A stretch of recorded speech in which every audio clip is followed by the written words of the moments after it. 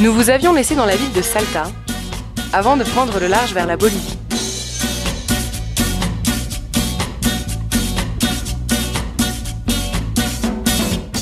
Mais entre-temps, notre chemin a croisé celui de Rodrigo.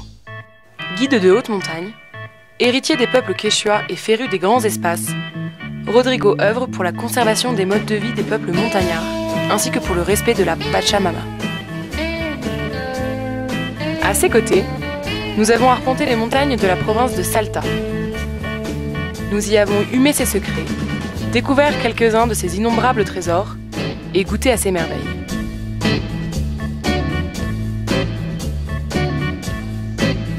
Nous y avons aussi laissé quelques litres de sueur.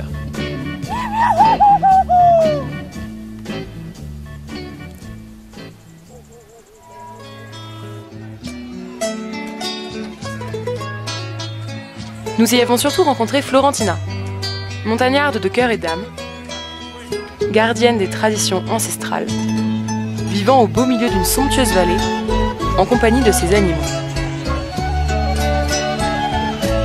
À ses côtés, nous découvrons à quel point la simplicité, bien loin d'être subie, est un choix de vie quotidien et délibéré.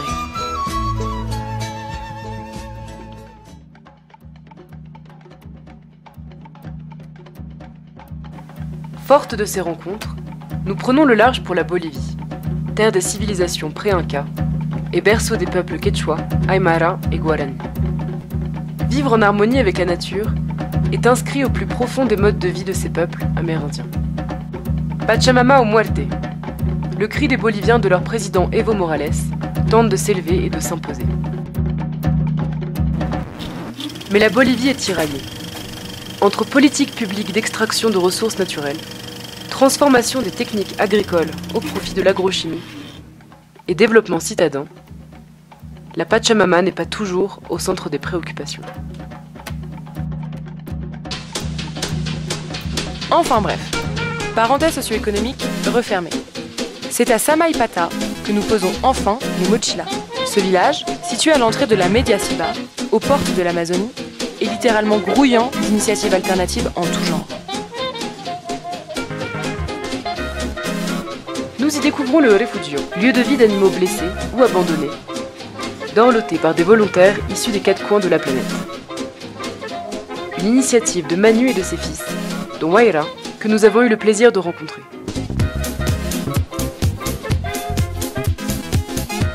La volonté de cette communauté, pour le moins hétéroclite, est de vivre en harmonie dans la nature, loin de la civilisation capitaliste.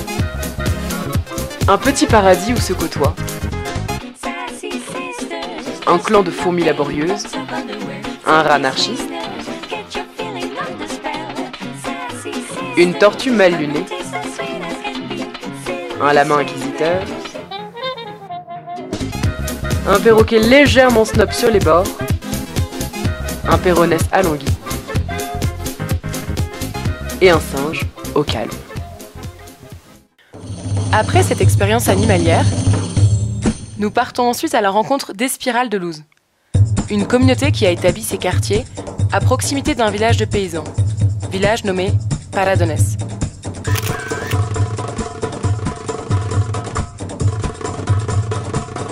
Nichée dans la forêt semi-amazonienne, aux portes du parc national Amboro, la communauté est composée de membres temporaires qui viennent rythmer la vie de Pedro, son fondateur et membre permanent. La vie communautaire tourne autour du travail matinal, en coopération avec le village voisin, ainsi que de la confection artisanale de pain, dont Pedro garde farouchement la recette.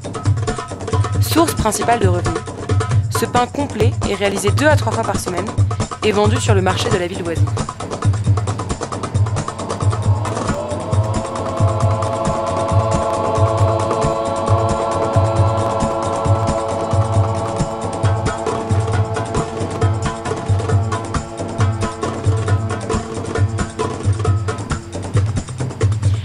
Nous y vécûmes des jours heureux, assaisonnés d'amour, d'eau fraîche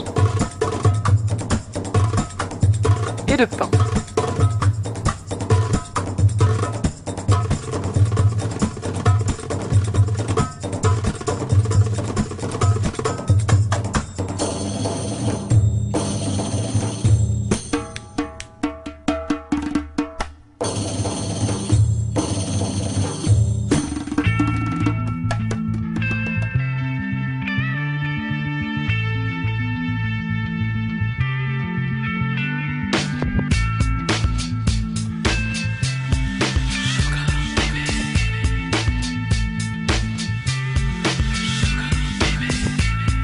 Après l'Oriente, nous découvrons l'Altiplano, véritable merveille sud-américaine, avec une escale dans la merveilleuse ville de La Paz, capitale la plus haute du monde, à flanc de montagnes andines, et dont la vie est rythmée par les marchés à tous les coins de rue.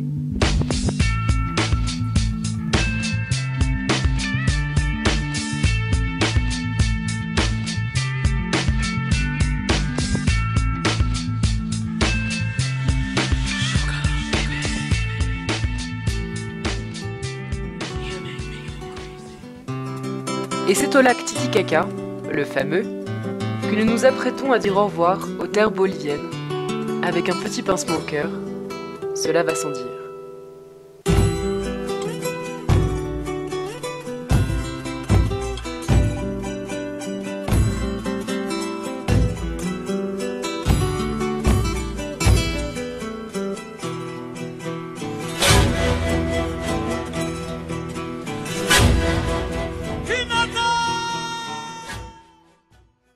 Hola chicos, c'est du lac Titicaca qu'on s'apprête à dire au revoir à la Bolivie, donc c'est nos derniers instants ici, après un mois encore fabuleux. On pense à vous à peu près tous les jours, à tous les instants. Merci pour tout, merci de nous offrir, ça, de nous permettre de réaliser ce voyage. On apprend tous les jours un peu plus, on évolue aussi dans notre manière de voyager, on évolue aussi dans notre manière d'être avec les communautés. On apprend beaucoup et on a hâte aussi de partager tout ça avec vous. Alors nous nous dirigeons à présent vers le Pérou, notre prochaine destination, qui va être aussi formidable que les deux précédentes. On va rencontrer encore de nouvelles communautés, 4 qui nous attendent. Voilà, donc on a vraiment super hâte, super excité et on vous embrasse super fort. Hasta pronto! Bisous les copains!